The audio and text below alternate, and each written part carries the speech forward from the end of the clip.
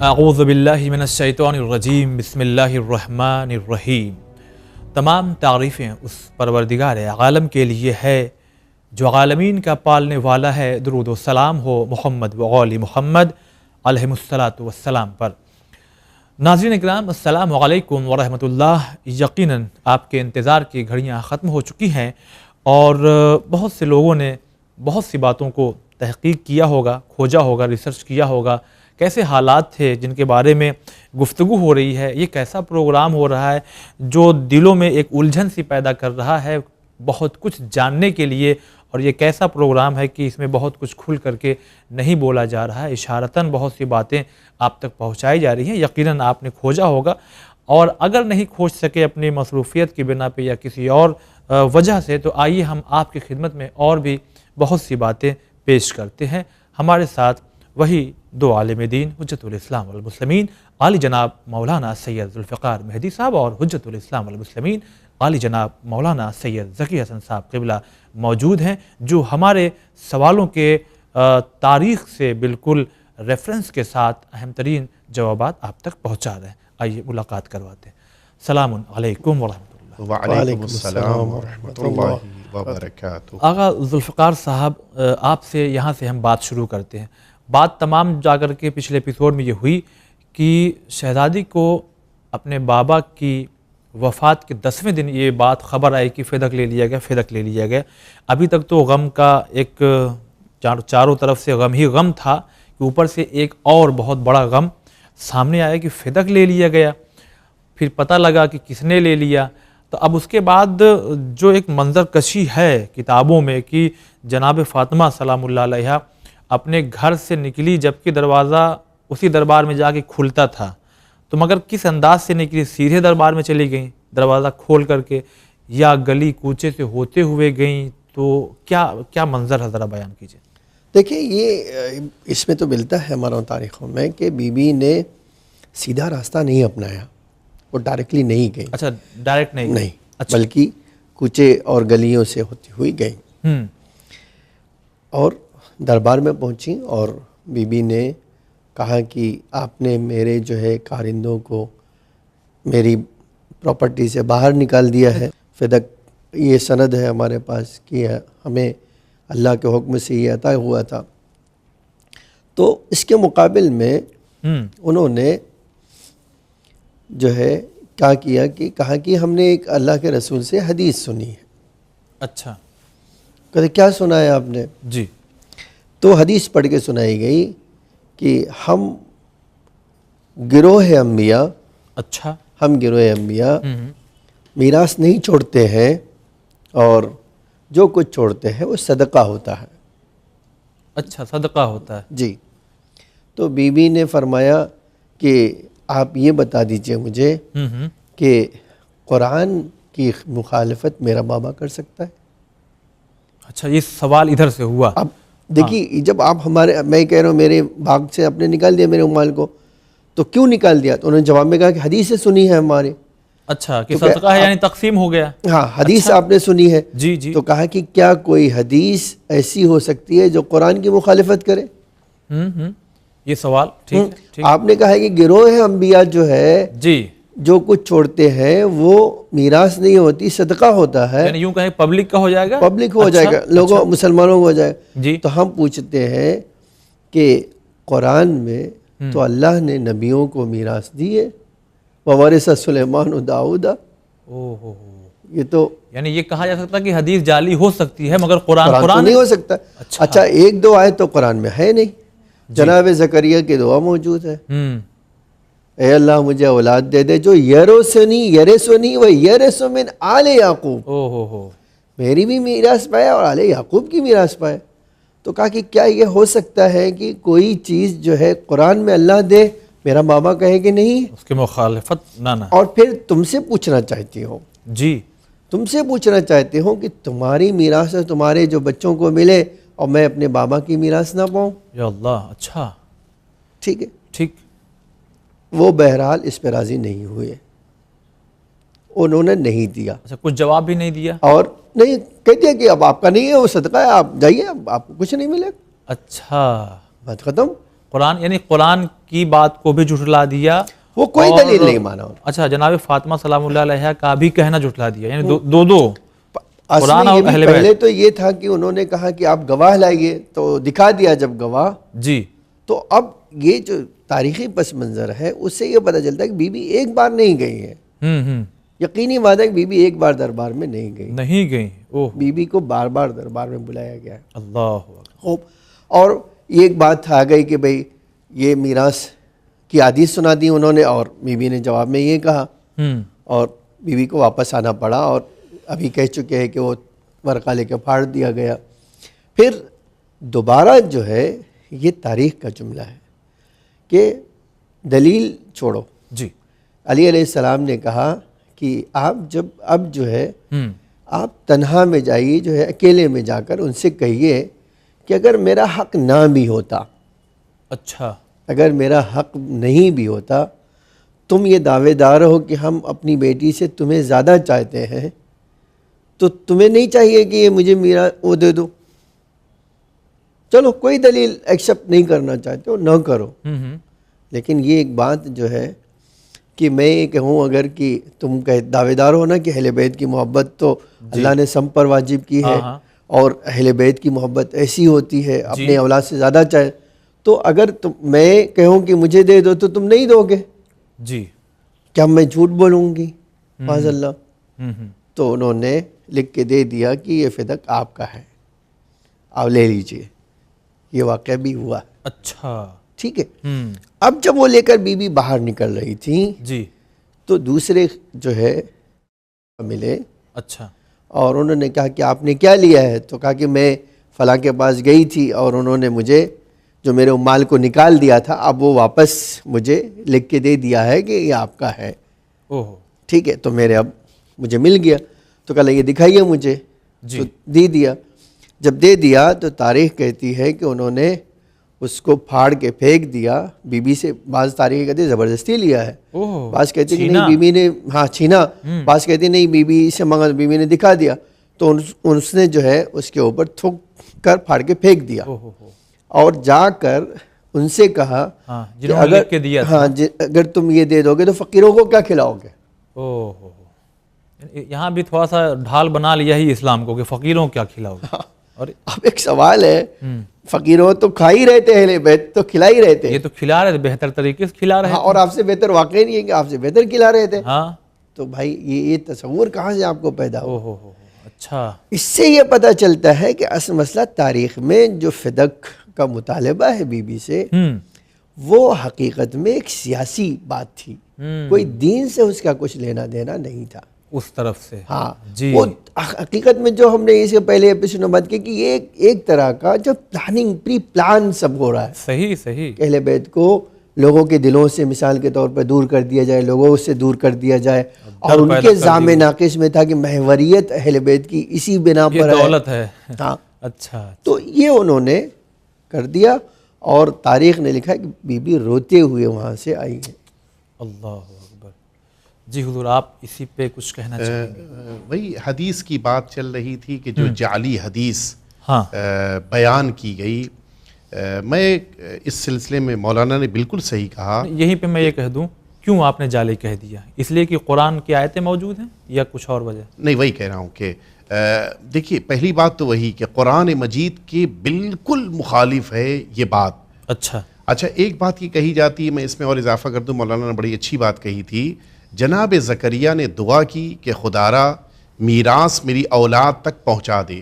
بعض لوگ یہاں پہ جملہ لکھتے ہیں کہ جناب زکریا نے نبوت کے لیے دعا کی تھی. اچھا, جبکہ حقیقت یہ ہے کہ نبوت میراث کی چیز نہیں ہے, عہدہ ہے. عہدہ اللہ دیتا ہے. جی جی. کوئی بھی باپ اپنی اولاد کو میراث کی شکل میں نبوت نہیں دے سکتا, کوئی بھی دنیا کا باپ. نہ نبی بنوا سکتا ہے, نہ نبی بنا سکتا ہے, خود کو نہیں بنا سکتا تو اپنی اولاد کو میراث میں کیسے دے سکتا ہے؟ ورنہ پھر جناب عیسیٰ کے بعد ہونا چاہیے, ہونا چاہیے تھا, ممکن ہی نہیں ہے. ٹھیک. دوسری بات میں عرض کروں کہ دیکھیے کبھی کبھی پروردگار غیروں کی زبان پر بھی حق جاری کر دیتا ہے. جیسے تفسیر کبیر میں فخر رازی جیسے عظیم سمجھے جانے والے مفسر نے, میں حوالہ بھی دے دوں, 5ویں جلد صفحہ نمبر 218, اچھا فخر رازی نے ایک جملہ لکھا ہے تفسیر کبیر میں، وہ لکھتے ہیں کہ جن کو اس حدیث کی، کہ جس کو میں جعلی کہہ رہا ہوں، اچھا جن کو اس حدیث کی ضرورت تھی، یعنی علی، فاطمہ اور عباس، عباس یعنی رسالت مآب کے چچا، چچا ہاں، جن کو اس حدیث کی ضرورت تھی یعنی علی و فاطمہ اور عباس، وہ نہیں جانتے تھے، او ہو اور جن سے تعلق نہیں تھا حضور نے ان سے بیان کیا۔ آپ خود بتائیے، اگر میری میراث ہے، ہاں میں پراپرٹی ہماری ہے، اپنے بچوں سے بتاؤں گا یا محلے والوں سے بتاؤں گا؟ صحیح بات ہم سے بتائیں گے کہ بھائی کیا ہوگا، میری میراث ہے، میں جی اپنے بچوں سے مثلا کہہ سکتا ہوں کہ میں تم کو میراث نہیں دوں گا، تو میں کس سے کہوں گا؟ اپنے بچوں سے کہوں گا، بالکل اپنی بیٹی سے، اپنے بیٹے سے، اپنے گھر والوں سے کہوں گا۔ صحیح، گھر والوں کو خبر نہیں ہے، محلے والوں کو خبر ہے۔ اس سے یہ بات سمجھ میں آتی، خود فخر رازی کا جملہ بتا رہا ہے کہ یہ حدیث جعلی ہے۔ اچھا، تیسری بات میں عرض کروں، یہ وہ گروہ ہے کہ جو اس بات کا دعوے دار ہے کہ ہمارے لیے کتاب پروردگار کافی ہے، حسبنا کتاب اللہ، ہمارے لیے اللہ کی کتاب کافی ہے، ہمیں کہیں اور جانے کی ضرورت نہیں ہے۔ اور اسی کتاب سے آیتیں نکل رہے ہیں، اور وہی گروہ اپنی بات کو ثابت کرنے کے لیے حدیث پیش کر رہا ہے۔ اس کے معنی یہ ہے کہ قرآن اسٹینڈرڈ ہو گیا، بغیر اہل بیت کے سمجھنا ممکن نہیں ہے۔ تیسری بات جو میں نے یہ عرض کی، چوتھی بات میں عرض کروں کہ دیکھیے، کم از کم اس حدیث پر، کہ جس کو میں جعلی کہہ رہا ہوں، کم از کم اس حدیث پر ان افراد کو تو عمل کرنا چاہیے کہ جو ازواج پیغمبر کہلاتی ہیں۔ صحیح، جس موقع پر یہ بات آئی کہ تم نے کیسے پیغمبر اکرم کے بغل میں کسی کو دفن کر دیا، ایک زوجہ پیغمبر نے کہا کہ میں وارث ہوں، مجھے میراث ملی تھی رسول کے گھر کی، تو یہ رسول کے گھر کی میراث کیسے مل گئی؟ اس کے معنی ہے کہ آپ جب اپنا مسئلہ آتا ہے تو اسے میراث سمجھتے ہیں، جب سید عالمیان کا مسئلہ آتا ہے تو جعلی حدیث پیش کر دی جاتی ہے۔ میں اس سے بڑی ایک اور حدیث، ایک اور بات تاریخ میں لکھی گئی، اس کو بیان کروں کہ حقیقت یہ ہے کہ کبھی کبھی دشمن کے سر بھی حق چڑھ کے بولنے لگتا ہے۔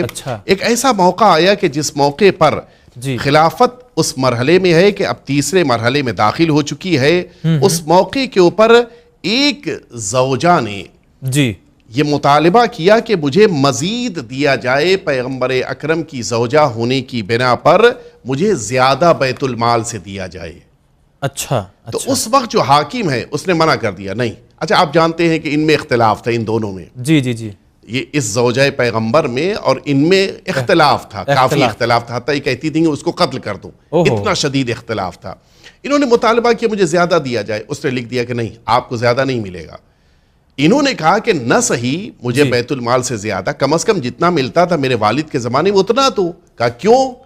انہوں نے جواب میں یہ کہا کہ میں رسول اللہ کی میراث پر حق رکھتی ہوں۔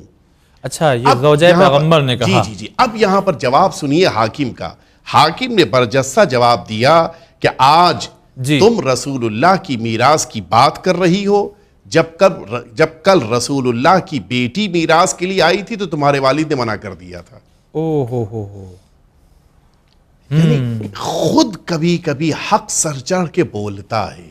صحیح، کل جب یہی بات آئی تھی تو اس موقع کے اوپر تم گواہ بنے۔ آپ جانتے ہیں کہ اس جعلی حدیث کے لیے گواہ بننے والوں میں یہ بھی تھیں کہ جو آج حدیث پیغمبر کو بھلا کر یہ کہہ رہی ہیں کہ مجھے رسول اللہ کی میراث چاہیے۔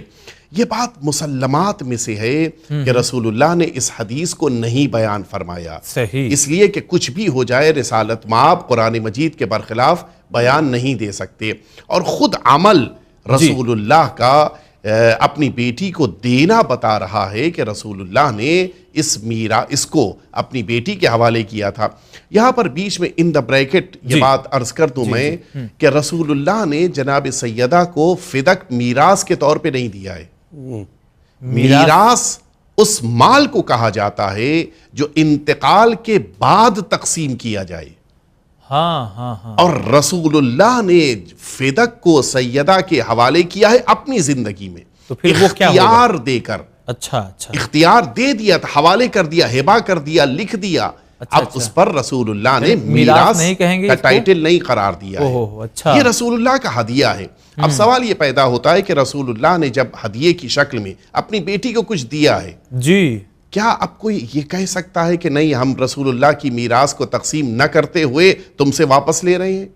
یہ تو کیسے ممکن بھلا؟ ہی نہیں ہے۔ بات وہی آپ نے جو کہا کہ جب اپنے مطلب کی بات ہوتی ہے تو بات کو کہیں نہ کہیں سے گھما لیتے ہیں۔ یہ حدیث جو جعلی طور پر پیش کی جا رہی ہے، یہ پیش کرنے والا اس بات کو بھی نہیں جانتا کہ میراث زندگی میں نہیں بانٹی جاتی، زندگی کے بعد بڑھتی ہے جی، اور یہ فدق رسول اللہ نے زندگی میں دیا ہے۔ ایک بات۔ دوسری بات میں عرض کروں، جیسے مولانا صاحب نے کہا گواہ لائیے، سیدہ سے یہ بات کہی گئی کہ آپ گواہ لے کر آئیے۔ دنیا کے سارے قانون کے خلاف ہے یہ، دنیا میں یہ قانون ہے۔ مثال کے طور پہ آپ اس وقت ایک گھر میں رہ رہے ہیں، ٹھیک ہے، جو ہمارا ہے، جو آپ کا ہے، ٹھیک ہے۔ اگر میں آج کھڑے ہو کر یہ بات کہوں کہ وہ آپ کا نہیں میرا ہے اور ہم دونوں کورٹ چلے جائیں، کورٹ آپ سے گواہ نہیں مانگے گا، مجھ سے گواہ مانگے گا۔ میں خود چیخوں گا کہ آپ گواہ لائیے۔ تصرف، آپ کا اس جگہ پر تصرف آپ سے گواہ کا مطالبہ نہیں کرے گا۔ میرا دعویٰ، جو دعویٰ کر رہا ہے، جو دعویٰ کرتا ہے وہ گواہ لاتا ہے۔ بالکل۔ سیدہ کا تصرف ہے باغ فدق پر، جی ہاں، گواہ کس کو لانا چاہیے؟ اسے جو اس کی مخالفت کر رہا ہے۔ یہاں بالکل انتظام، یہ نظام الٹا ہو رہا ہے۔ یا مجھے جملہ کہنے دیجئے کہ حکومت کی سربراہی اس کے ذمے ہے کہ جو اتنا چھوٹا سا فقہی مسئلہ بھی نہیں جانتا۔ اللہ اکبر، یعنی وہی ہے کہ زور زبردستی، جی، جو یہ بھی نہیں جانتا کہ جو کسی مال پہ میں موبائل کے اوپر تصرف رکھتا ہوں، میں گواہ نہیں لاؤں گا۔ آپ دعویٰ کر رہے ہیں کہ موبائل زکی کا نہیں ہے تو اب گواہ آپ کو لے کے آنا، لے آئیے۔ بالکل۔ تو یہاں پر بھی اگر باغ فدق پہ تصرف سیدہ کا ہے تو جو یہ کہہ رہے ہیں کہ سیدہ کا حق نہیں ہے، انہیں گواہ لے کے آنا ہے، وہ گواہ لے کر نہیں آ رہے۔ شہزادی سے کہا جا رہا ہے کہ آپ گواہ لے کر آئیے۔ اس سے بات سمجھ میں آتی ہے کہ مسئلہ باغ فدق کا نہیں، وہ بغض اور کینہ جو دلوں میں بھرا ہوا تھا، اہل بیت اطہار کی دشمنی کا جذبہ، وہ ساری چیزیں سامنے آ رہی تھیں۔ حیات پیغمبر کے آخری دور میں بھی اور حیات پیغمبر کے بعد بھی یہ کینہ سامنے آ رہا تھا۔ میں اسی بات پہ ایک بات کہنا چاہتا ہوں، جو مرصاحب نے کہا ہے قانون، یہی سوال علی علیہ السلام نے ان سے بھی پوچھا تھا۔ اچھا، کہ اگر آپ جس گھر میں ہیں، میں دعویٰ کروں کہ وہ گھر میرا ہے تو کیا کریں گے آپ؟ آپ گواہ پیش کریں گے یا مجھ سے گواہ مانگیں گے؟ مجھ سے مانگیں۔ تو اس وقت بھی ان کی زبان سے کچھ نہیں نکلا کہ آپ جو کہہ رہے ہیں وہ صحیح نہیں ہے، میں جو صحیح ہے۔ یہ خود تاریخی شواہد موجود ہے۔ دیکھیے، اچھا یہ ایک بات بھی سمجھنے کی ہے، یہ اللہ کا نظام ہے۔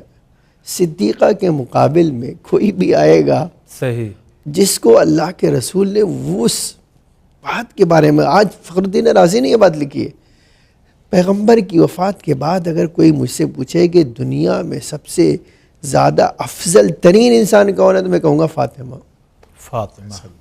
سلام اللہ۔ اب آپ سوچ لیجیے، جب اتنی بات ان کے مفسرین، بڑے سے بڑے مفسرین کہتے ہیں، آج جب وہی بات ہم کہتے ہیں کہ بھئی دیکھو یہ بی بی کے ساتھ جو ظلم ہوا ہے، واقعاً وہ ایسا ظلم نہیں ہے جو کوئی تاریخ میں نظر انداز ہو سکے یا کوئی انسان جو ہے اسے آسانی سے گزر سکے۔ صحیح، یہ وہ شہزادی کائنات کا جو ہے ظلم ہے، ان کے اوپر ہوئے جو مظالم ہے وہ ہے جس سے انسان کی روح کانپ جاتی ہے، یہ سوچتا ہے کہ یہ بی بی کے ساتھ ایسا ہوا۔ حتیٰ میں عرض کروں کہ جیسا مولانا نے کہا کہ جناب ام سلمہ انہوں نے حمایت کی اور یہ بات کہی کہ نہیں، جناب سیدہ کا حق ہے، جناب فاطمہ کو میرے شوہر نے، رسالت مآب نے دے دیا تھا، اب اس پر کسی اور کا حق نہیں ہے۔ آپ کو تعجب ہوگا، حیات پیغمبر کے بعد ازواج پیغمبر کو بیت المال سے باقاعدہ وظیفہ ملتا تھا، اور اس عنوان سے کہ یہ زوجہ پیغمبر ہیں۔ آپ کو تعجب ہوگا، جناب ام سلمہ کہ جو حق کا ساتھ دے رہی تھی، ان کا وہ وظیفہ بیت المال سے روک دیا گیا، یہ ٹوٹلی بند کر دیا گیا، بند کر دیا گیا۔ صرف کس بنا پر کہ انہوں نے رسول اللہ کی بیٹی کا ساتھ دیا۔ اللہ اکبر، یعنی عالم یہ ہے جو میں نے کہا تھا کہ یہ افراد بعض خوف کی بنا پر خاموش تھے، وہ ایک وجہ یہ وہ دیکھ رہے تھے، وہ کیا رہا ہے، جو ساتھ دے رہا ہے اسے بھی دبایا جا رہا ہے۔ خود اہل بیت اطہار پہ تو ظلم ہو رہے ہیں، حتیٰ جو ذرا زبان بھی کھول رہا ہے اس کو بھی زبان کھولنے کی اجازت نہیں دی جا رہی ہے۔ یہ خود ہمارے ناظرین یا وہ لوگ جو مجھے لگتا ہے کچھ ایسے لوگ ہیں جو جانتے ہی نہیں ہوں گے یا بتایا ہی نہیں گیا ہوگا اس انداز سے، تو تو چینل ون کے ذریعے یہ ساری باتیں پہنچائی جا رہی ہیں. بہرحال دیکھیے، مگر میں ایک سوال یہ کرنا چاہوں گا کہ حالانکہ ہم پروگرام پیش کر رہے ہیں، مجالس میں جو اہل بیت علیہ السلام کے بہت زیادہ چاہنے والے، وہ جو ان کے ہاں جو مجلسوں کا ایک انداز ہوتا ہے، ممبر ہوتا ہے اور پبلک سامنے بیٹھی ہوتی ہے، اور خاص کر جب یہ دن آتے ہیں شہادت کے، تو اس میں کہیں نہ کہیں خطبہ فدق یا آپ ہی کی بایوگرافی جب بیان کی جاتی ہے، تو کیا ضروری ہے ان چیزوں کو بیان کیا جائے جن اس میں اختلاف ہو رہا ہے؟ حضور آپ سے ہم جاننا چاہیں گے، یا خاموشی اختیار کی جائے، جیسا ماحول چل رہا ہے چپ چاپ سے جانے دو؟ دیکھیں میرے بھائی، جی، مسئلہ یہ نہیں ہے کہ ہمیں مثلا کس بات کو پیش کرنا چاہیے نہیں پیش کر، ہمیں ساری بحث یہ ہونا چاہیے کہ ہم سچائی جاننا چاہتے ہیں یا نہیں. جاننا چاہتے ہیں اور چاہیے یا نہیں چاہیے. صحیح بات، ہاں چاہیے. ٹھیک ہے. اور دوسرے کہ ہم اسلام کے ہمدرد ہیں یا کسی اور کے. اسلام پھر آیا اسلام جو جڑا ہوا ہے وہ کس سے جڑا ہوا ہے؟ رسول اللہ سے جڑا ہوا ہے کسی اور سے؟ حضور صلی اللہ علیہ وسلم. جی، تو جب ہم بنیاد اسلام کی بات کرتے ہیں اور یہ چیزیں سوائے جو ہے اہل بیت علیہ السلام کے کسی کے پاس ہے نہیں، تو اگر ان کا تذکرہ نہیں ہوگا، ان کی تاریخ نہیں ہوا ہے بیان ہوگی، تو صحیح اسلام کی تصویر کیسے سامنے آئے گی؟ اچھا، آیا کسی کو اسلام کی تاریخ جاننے کا حق ہے یا نہیں ہے؟ بالکل، جو بھی اپنے سچائی جاننے کا حق ہے یا نہیں؟ انسان اگر کہتا ہے جاننے کا حق ہے تو بغیر تاریخ بتائے ہوئے، بغیر سچائی بتائے ہوئے لوگ کیسے جانیں گے؟ اچھا، جی. دیکھیے، اختلاف جہاں پر ہم بھی اور آپ بھی، کوئی بھی نہیں چاہتا کوئی مسلمان میں اختلاف ہو. صحیح. لیکن کیا ایک مسلمان کو سچائی جاننے کا حق نہیں ہے؟ بالکل، جانے کیوں نہیں؟ تو آج قرآن اللہ کہہ رہا ہے کہ بھئی کسی کی تقلید آنکھ بند کر کے کرو گے مجھے قبول نہیں ہے. اسلام بصیرت کے ساتھ ہو. تو بصیرت آئے گی کب؟ جب آپ سچائی کو جانیں گے. اور جب سچائی کو نہیں جانتے آپ، تو جب تک بتائیں گے نہیں وہ جانیں گے کیسے؟ صحیح. تو اس لیے بتانا ضروری ہے.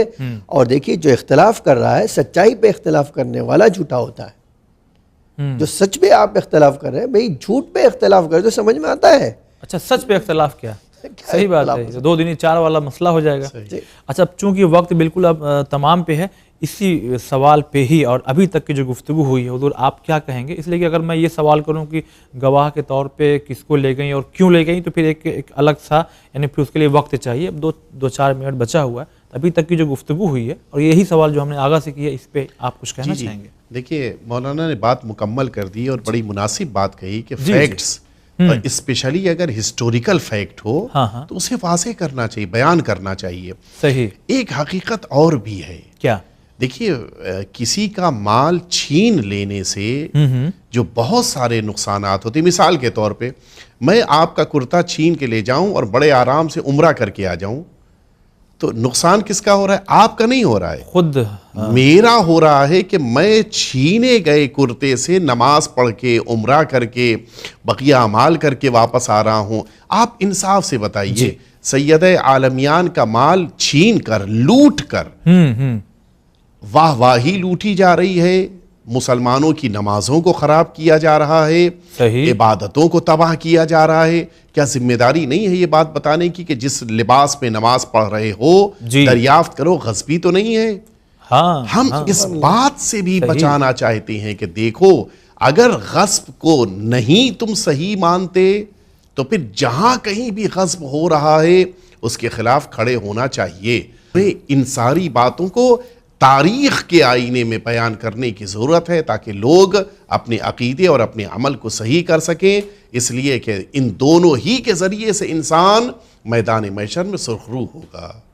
چلیے، اگر بہت شکریہ ادا کرتے ہیں آپ دونوں حضرات کا اور اپنے ناظرین سے یہ کہہ کر اپنے پروگرام کو ہم ختم کر رہے ہیں کہ جب آپ تاریخ کو دیکھیں گے تو بہت زیادہ ایک کنفیوژن سا پیدا ہوگا، اس لیے کہ جہاں یہ ساری باتیں ان حضرات کے لیے پائی جا رہی ہیں کہ انہوں نے پیغمبر کی بیٹی کے ساتھ کیا کیا کیا، وہیں کہیں نہ کہیں یہ بھی بہت زیادہ تعداد میں حدیثیں آپ کو مل جائیں گی کہ رسول نے ان کے بارے میں یہ فرمایا، ان کے بارے میں یہ فرمایا، میرے بعد یہ ہوں گے اور ویسے ہوں گے اور نبی ہو جاتے وغیرہ وغیرہ، بہت سی باتیں ہیں. مگر یہیں پہ بہت زیادہ سنبھلنے کی بھی آپ کو ضرورت ہوگی کہ آیا پھر ہم کس بات کو صحیح مانیں اور کن کی بات کو صحیح مانیں، رسول کی بیٹی کی بات کو صحیح مانیں یا دوسروں کی باتوں کو صحیح مانیں. اس میں ذرا فیصلہ جذباتی طور پہ نہیں ہوگا، بلکہ اور زیادہ جب ریسرچ کرتے چلے جائیں گے ڈیپلی تو انشاءاللہ آپ بالکل اس راستے پہ پہنچ جائیں گے جو بالکل سیدھا اور صحیح راستہ ہے. اور یہ جو پروگرام آپ تک نشر کیا جا رہا ہے ایک تاریخی فیکٹ ہے, ایک حقیقت ہے جو یہ ہم کہہ سکتے ہیں یقینی صورت پہ کہ مسلمان کے جتنے بھی فرقے ہیں یہ واقعہ, یہ ساری باتیں ہر فرقے کی کتاب میں موجود ہے, کہیں نہ کہیں کسی نہ کسی طرح سے موجود ہے. تو اس پہ ذرا غور کیجیے گا. اور یہ پروگرام ابھی فی الحال یہ ایپیسوڈ ختم ہوا ہے مگر یہ سیریز انشاءاللہ جاری رہے گی. اب اس کے بعد کیا ہوا ہے کہ اس کو گواہ کے طور پہ پیش کیا گیا اور کیوں پیش کیا گیا, کتنی دیر تک دربار میں رہیں, اور جو خطبہ دیا ہے اس میں بیوی نے صرف خطبے یعنی فدق کی بات کی ہے کہ توحید کی بات کی ہے, رسالت کی بات کی ہے, امامت کی بات کی ہے. ابھی تو بڑا سمندر ہے جو انشاءاللہ آپ تک پہنچائیں گے. اجازت دیجیے, والسلام, خدا حافظ.